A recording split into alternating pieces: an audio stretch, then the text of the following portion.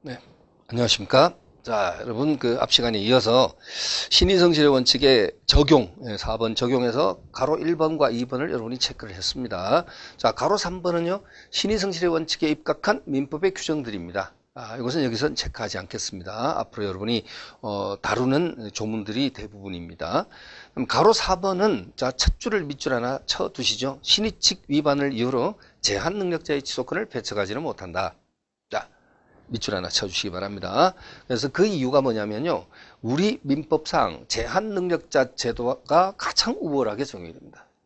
설사 미성년자가 상대방과 어떤 그 거래 관계를 계약을 하면서 미성년자가 다소의 신의칙 위반의 사실이 있다 하더라도 그 미성년자가 적극적인 속임수, 즉 예를 들면 법정 대리인의 동의가 없었음에도 불구하고 동의가 있었던 것처럼 동의서를 위조를 했다든지 이런 적극적 속임수라 그럽니다. 적극적 사술이라 하기도 하고 요즘 이제 개정민법에 하면 속임수라 그러는데, 그러한 적극적 속임수가 있지 않은 한 판례는 미성년자의 취소권을 박탈시키지 않습니다. 그 소리는 뭐냐면 미성년자나 그의 법정 대리는 그 같은 매매계약을 그대로 뭐 할 수 있다고요? 취소할 수 있다고 이렇게 표현하고 있습니다. 예. 취소권의 효력을 인정하고 있습니다. 그렇죠? 그래서 그러한 측면을 보더라도요, 우리 민법은 제한 능력자 제도가 가장 우월하게 적용이 된다라고 하는 것입니다. 특히 제한 능력자를 보호하기 위해서. 자, 여기에 대한 자세한 내용은 아무래도 여러분이 권리 주체 자연인에 가서 행위 능력을 따질 때 다시 한번 거론하도록 하겠습니다. 자, 여기서는 이 정도로. 그 다음에 자, 파생 원칙인데요. 우리가 신의성실의 원칙은 그 세 개의 파생 원칙이 있어요. 우선 첫 번째 실효의 원칙이라는 것이 있고, 두 번째 사정 변경 원칙, 그다음에 마지막으로 금반원의 원칙이라는 것이 있습니다. 자, 세 번째, 지금 여러분 자료 계속 보고 있습니다. 금반원의 원칙. 자, 그럼 마지막에 나와 있는 금반원의 원칙은 한자를 보시면요, 금한다. 자, 금한다. 반 뒤집는 거죠. 예, 뒤집는 것은 금한다. 자, 언입니다. 말씀 언자죠. 한 번 말한 것을 뒤집는 것은 금한다. 이것을 우리가 금반의 원칙. 그러니까 어제 한 행위와 오늘 한 행동이 서로 모순되어서는 안 된다. 그렇죠? 일구이연해서는 안 된다. 쉽게 말하면. 그래서 여러분이 이 금반의 원칙은 거기 내용을 보면 자신의 선행 행위와 모순된 행위는 허용되지 않는다는 원칙으로서, 자, 모순행위 금지의 원칙. 자, 여기다가 밑줄 하나 치시고요. 같은 표현입니다. 네, 금반의 원칙과 같은 개념으로 다루는 표현입니다. 자, 그렇게 이제 봐주시고, 그럼 신의성실의 원칙의 파생 원칙의 실효의 원칙이란 것은 어떤 뜻이냐면요, 예를 들면 이 실효의 원칙에 입각한 것이 민법 제146조, 나중에 여러분 자주 언급됩니다. 지금 부담 없이 들으셔야 돼요. 146조에 보면 취소권의 단기 소멸이라는 규정이 있어요. 예를 들면 갑이 을로부터 사기를 당했다죠. 그럼 사기를 당하면 이것도 우리 민법 110조에 의해서 취소할 수 있게끔 규정을 해놓고 있어요. 근데 간단하게 표현하면 갑이 사기를 당하여 매매계약을 체결한 날로부터, 사기를 당해서 매매계약을 체결했는데 그 계약을 체결한 날로부터 10년이 지나도록 취소권을 행사하지 않았다. 또는 추인할 수 있는 날로부터 3년 이렇게 규정하고 있거든요. 그래서 이같이 법률행위 한 날로부터 10년, 하나만 제가 예를 들게요. 법률행위 계약한 날로부터 10년이 경과되도록 취소권을 행사하지 않았다라고 한다면요, 갑의 취소권은 실효의 원칙에 따라서 소멸한다고 보는 겁니다.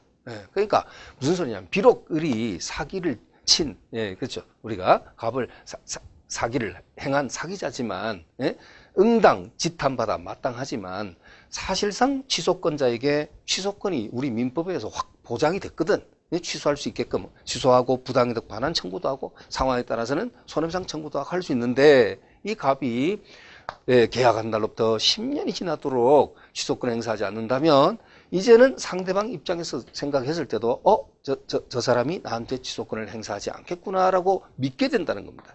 그렇죠? 믿게 되는데 10년이 지난 지금 와서 새삼스럽게 취소권을 행사한다는 것은, 이것은 신의성실의 원칙 중 실효의 원칙에 입각해서 인정될 수 없다, 이렇게 보는 거예요.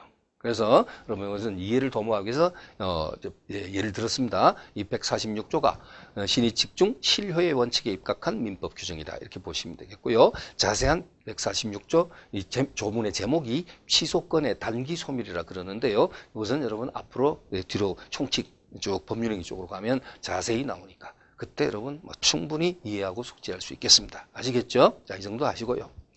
그 다음에 또 실효의 원칙에 입각한 판례, 이런 판례도 있습니다. 자, 사용자로부터 해고된 근로자가 그 해고 당시에 부당해고를 따지지 않았어요.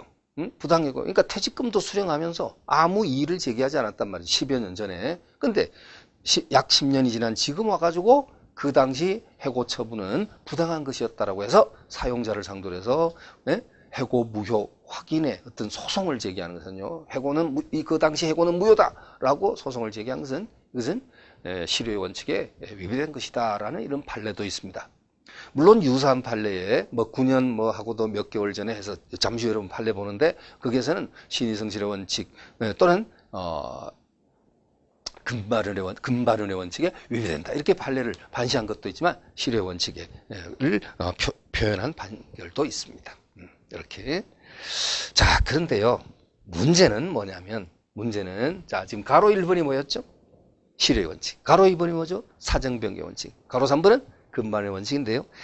가장 여기서 여러분 시험에 출제 가능성을 가지고, 그러니까, 지금도, 요즘도 각종 시험에서, 각종 시험이라는데, 여러분, 당장 올해, 지난 17회 자격 시험에서도 역시 출제가 되고 앞으로 또 나올 수도 있는 부분, 가장 중요한 부분이 무엇이다? 가로 2번의 사정변경의 원칙이다. 사정변경 원칙.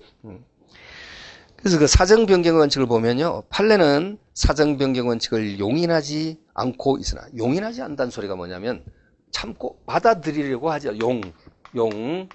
허용한다 할 때 용자 있잖아요.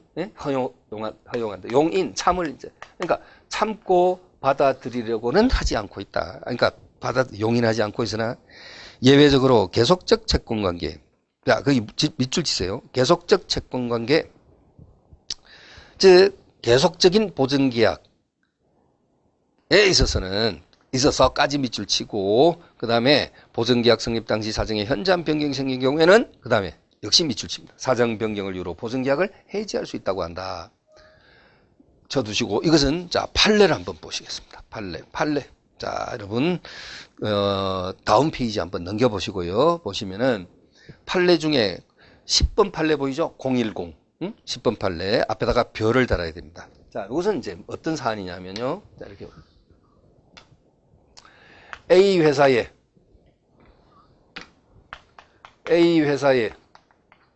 자 임원이었던 갑입니다. 임원 이사. 자, 그 회사의 임원이었던 이 갑이 회사를 위해서 보증을 서줬습니다. B은행으로부터 회사의 자금을 융자를 받는 데 있어서 이 갑이 보증을 서줘요. 보증. 그래서 여러분 우리 채권법에 가면 이 보증계약을 공부를 해야 되거든요. 보증채무를. 그러니까 A 회사가 B 회사로부터 사업자금을 빌리는 거, 융자받는 이 계약은 여러분 소비대차 계약이라고 할 수 있겠죠. 돈 빌려주고 받는 계약, 소비대차. 근데 이 주된 계약과 별개의 계약입니다. 보증계약이라는 것은. 이건 별개. 자, 그래서 어쨌든 회사가 갑복을 했겠죠. 회사 지금 자금 사정이 어려우니까 회사를 위해서 좀 부탁을 좀 드리겠습니다. 박 이사 뭐 이렇게 했겠죠, 그죠? 그러니까 결국 회사에 그 임원이라는 중차대한 직책을 갖고 있다 보니까 사실은 내키지 않아도 이렇게 좀 보증을 서줄 수밖에 없었다. 이렇게 이제 생각이 됩니다. 이 내용이. 그런데 문제는 뭐냐면 이 임원이 명퇴를 당했어요. 회사에서.